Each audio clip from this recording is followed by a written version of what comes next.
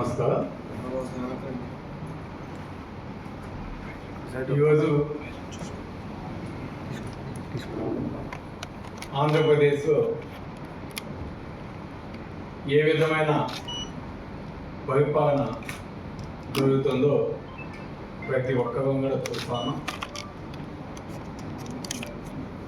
అభివృద్ధి సంగతి పక్కన పెడితే ఈరోజు అరాచక పాలన రాజ్యం ఏ విధంగా జరుగుతుందో కూడా తెలుస్తూ ఉంది. ముఖ్యంగా ఎవరైనా సరే గొంతెత్తి ప్రశ్నించిన, వారు చేస్తున్న తప్పుని ఎత్తి చూపిన, వారు చేస్తున్న అన్యాయాన్ని ఎదుర్కొన్న ఈరోజు వైఎస్ఆర్ కాంగ్రెస్ పార్టీకి సంబంధించిన మా నాయకుడి మీద అయితేనేమి, అదేవిధంగా ముఖ్య నాయకుడి మీద అయితేనేమి, కార్యకర్తల మీద అయితేనేమి, వైఎస్ఆర్ సానుభూతి పవర్ మీద, అదేవిధంగా సోషల్ మీడియా మీద, మీడియా మిత్రుల మీద కూడా ఈరోజు కేసులు పెట్టి ఏ విధంగా వేధిస్తున్నారో మనం చూస్తాం. ఈరోజు చంద్రబాబు నాయుడు గారు ఎలక్షన్స్ ముందు అనేక హామీలు ఇవ్వడం జరిగింది. సూపర్ 6 అని చెప్పి ప్రజల్ని ఏ విధంగా మభ్యపెట్టారో ఇవన్నీ కూడా మనం చూసాం. ఒక సంవత్సరం అయింది, ఈరోజు వారు మహానాడు కూడా చేసుకుంటా ఉన్నారు, జరుపుకుంటా ఉన్నారు.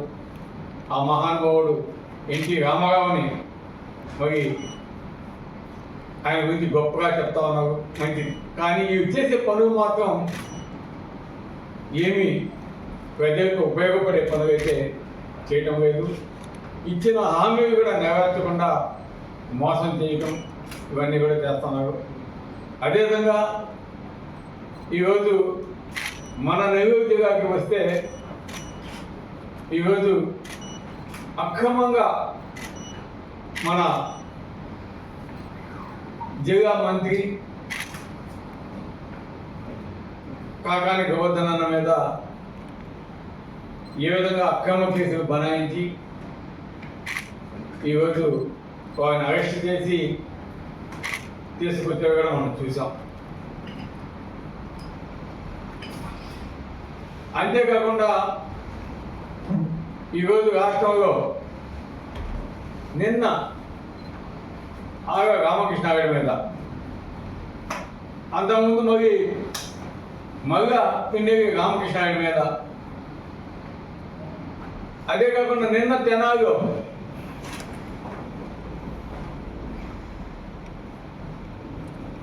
బలహీన వర్గాలకు సంబంధించిన వారి పోలీసులు ఏ విధంగా నడి రోడ్డు వారిని ఘాటీలతో కొడుతున్నారో కూడా మనం చూస్తా ఉన్నాం. ప్రతి నియోజకవర్గంలో కూడా ఏ విధంగా తెలుగుదేశం నాయకులు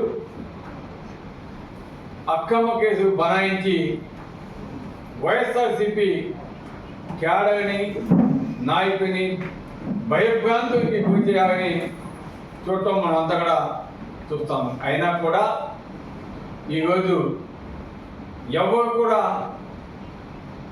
కేసులు పెట్టినా పెట్టుకోండి, భయపడేది లేదని మా నాయకులు, కార్యకర్తలు ఈరోజు జగనన్నకి అండగా ఉన్నారంటే నిజంగా సంతోషం వేస్తా ఉంది.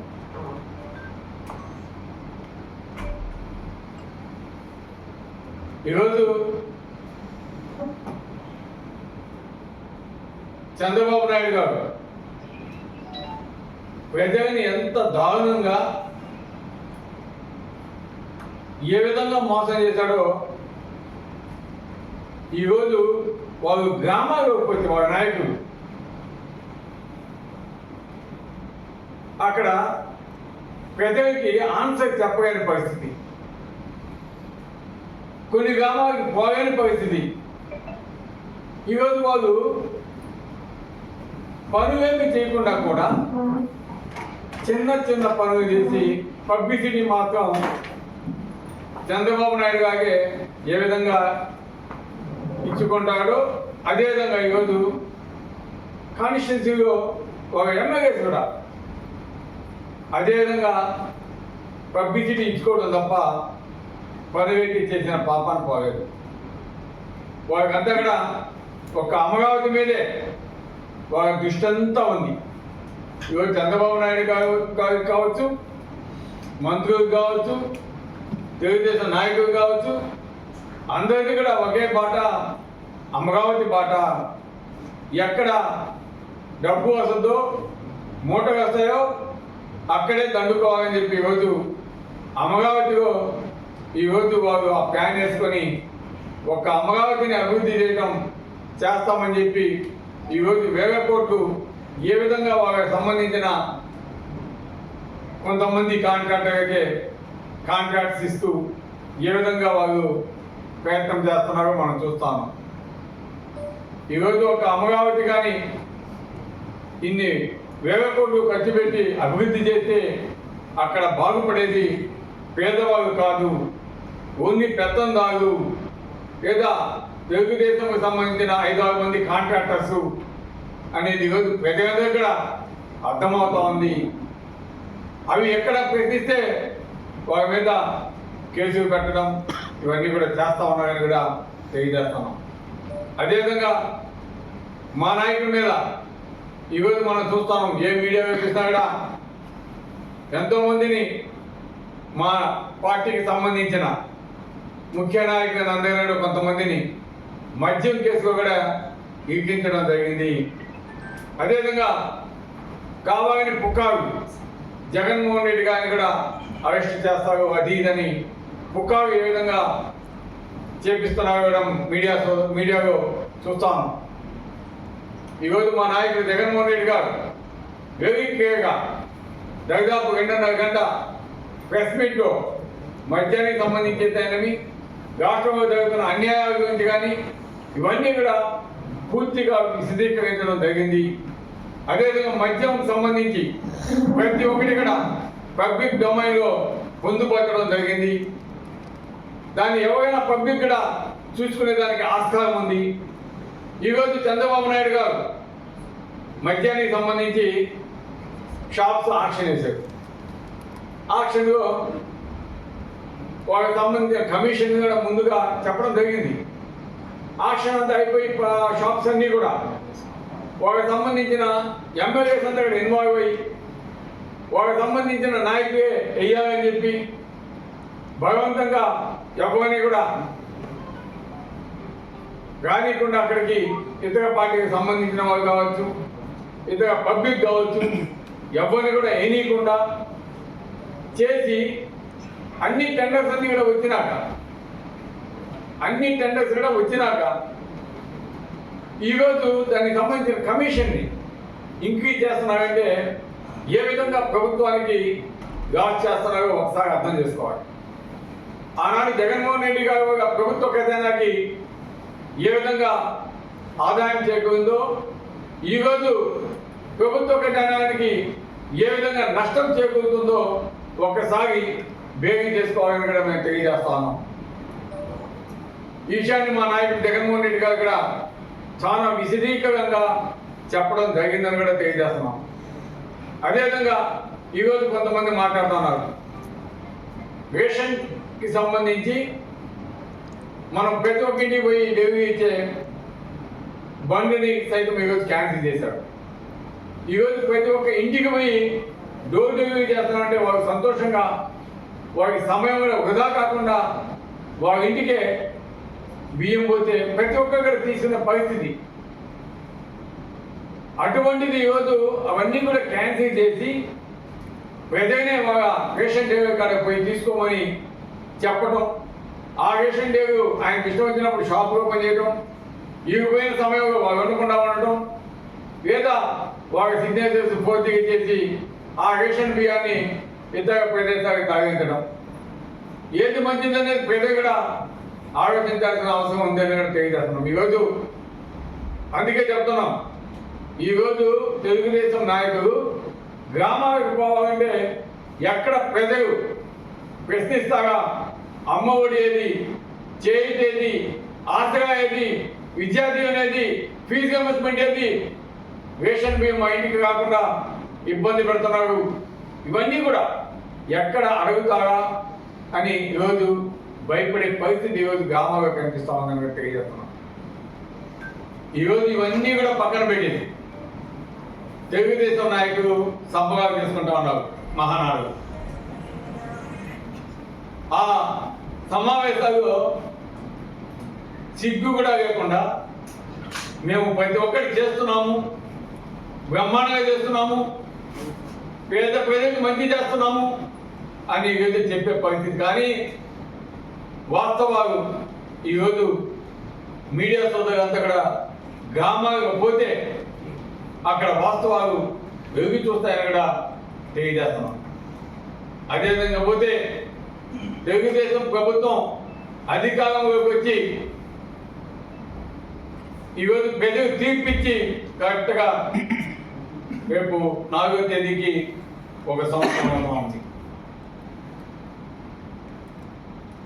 ఈరోజు ఎక్కడ కూడా వారు మంచి చేసిన పాపన పోలేదు.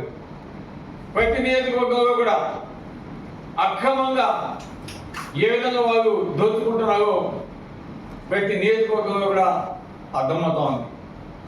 వాటన్నింటినీ కూడా డైవర్షన్ చేసేదానికి ఈరోజు ఆ ప్రతి ఒక్క నియోజకవర్గంలో కూడా ఈరోజు కేసులు పెట్టడము, అగాత్యకాలు సృష్టించడము, మా నాయకుడిని మా కార్యకర్తని కొట్టడము ఈ విధంగా చేస్తున్నారో ప్రతి ఒక్కరికి కూడా ఈరోజు తెలుసని తెలియజేస్తున్నాం. ఈరోజు నిజంగా కాకాన గోవర్ధన్ మీద ఈరోజు అక్రమ కేసులు పెట్టడం చాలా అన్యాయం. ఇటువంటి వాటిని వైఎస్ఆర్ కాంగ్రెస్ పార్టీ తరఫున మేమంతా కూడా ఖండిస్తున్నాం. మీకు ఒకటే చెప్తున్నాం, మీకు ఈరోజు పెద్ద అవకాశం ఇచ్చారు పాలనకి. మీరు పరిపాలన బాగా చేయండి, మంచి పనులు చేయండి, రాష్ట్రాన్ని అభివృద్ధి చేయండి. ఈ విధంగా ఆర్థికాలు సృష్టించే ముందు రోజుగా కూడా ఏ కంపెనీలు కూడా మన రాష్ట్రానికి వచ్చేదానికి అవకాశం ఉండదు. అభివృద్ధి మీద దృష్టి పెడితే రాష్ట్రం అభివృద్ధి చెందదే తప్ప, కాంపిటీషన్ ఉండాలే తప్ప ఈ విధంగా అక్రమంగా కేసులు పెడుతూ అరాచకాలు సృష్టిస్తే మన రాష్ట్రం అధోగతి పాలవుద్ది. ఇప్పటికన్నా చంద్రబాబు నాయుడు గారు కావచ్చు, లోకేష్ గారు కావచ్చు, పవన్ కళ్యాణ్ గారు కావచ్చు, అందరూ ఆలోచించి రాష్ట్ర అభివృద్ధికి కృషి చేయాలి తప్ప ఈ విధంగా అరాచకాలు అక్రమ కేసులు బనాయిస్తే వైఎస్ఆర్ కాంగ్రెస్ పార్టీ నాయకులు ఎవరు కూడా భయపడే పరిస్థితి లేదు. తప్పకుండా ఒక రోజు అనేది వస్తుంది, తప్పకుండా ఎదుగుతారు. మీకు తగిన శాస్తి ప్రజలు కూడా చేస్తారు. కాబట్టి మీరు ఇటువంటి వదిలి మంచి మార్గంలో నడవాలని వైఎస్ఆర్ కాంగ్రెస్ పార్టీ తరఫున మేమంతా కూడా తెలియజేస్తున్నాం. మీ అక్రమ కేసులకైతే భయపడే ప్రశ్నే లేదు, ఎదుగొద్ది నిలబడతాం. తప్పకుండా రాబోయే ముందు రోజుల్లో జగన్మోహన్ రెడ్డి గారికి మళ్ళా ప్రజలు పట్టం కడతారు. తప్పకుండా రాష్ట్ర అభివృద్ధికి జగన్మోహన్ రెడ్డి గారు ఏ విధంగా కృషి చేశాడో మీ అందరికీ తెలుసు. అదేవిధంగా కృషి చేస్తారు. అదేవిధంగా మీరు చేసిన ఈ తప్పు మళ్ళా మీకు